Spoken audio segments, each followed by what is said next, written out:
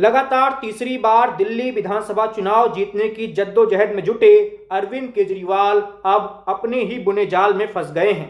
कहा जा रहा है कि केजरीवाल ने जो जाल अपनी विपक्षी भारतीय जनता पार्टी के लिए बुना था, अब वो उसमें खुद ही फंस गए हैं। तो क्या है अरविंद केजरीवाल का ये जाल जो उन्होंने बीजेपी के लिए बुना था? चलिए आपको बताते हैं। बता दें कि अरविंद केजरीवाल ने जब दिल्ली विधानसभा चुनाव 2025 का अपना कैंपेन शुरू किया, उनकी आम आदमी पार्टी ने जब अपना चुनावी कैंपेन शुरू किया तो उन्होंने एक मुद्दा खूब जोर शोर से उठाया। ये मुद्दा था फ्री सेवाओं का। केजरीवाल जनता के बीच गए और उन्होंने कहा कि जो भी दिल्ली में फ्री सेवाएं मिल रही हैं, अगर भाजपा जीती तो सेवाएं बंद हो जाएंगी। इन सेवाओं में जैसे बसों में महिलाओं की फ्री यात्रा हो, डीटीसी बसों में 200 यूनिट फ्री बिजली हो, पानी हो, ये सभी सेवाएं अगर भारतीय जनता पार्टी सत्ता में आती है तो वो बंद कर देगी।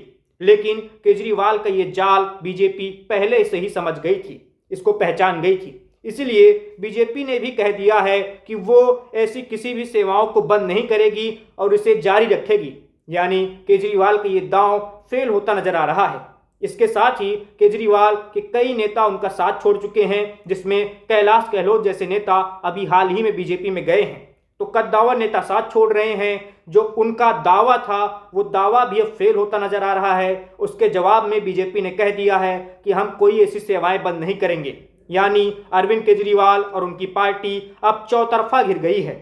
जिस तरह से 2015 में और 2020 में आम आदमी पार्टी एक तरफा चुनाव जीतती थी दिल्ली का, जहां 15 में उसे 70 में से 67 सीटें मिली थीं और 20 में 70 में से 62।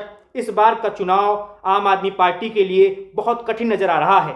15 और 20 की तरह आसान नहीं है, और ये आसान नहीं है अरविंद केजरीवाल के लिए भी, क्योंकि उनके ऊपर शराब घोटाले का आरोप लग चुका है। वो जेल भी जा चुके हैं। उनकी पार्टी के सभी बड़े नेता, जिसमें मनीष सिसोदिया, संजय सिंह, सब जेल की हवा खा चुके हैं। और ये चुनाव उनके लिए एक तरह से परीक्षा की तरह है।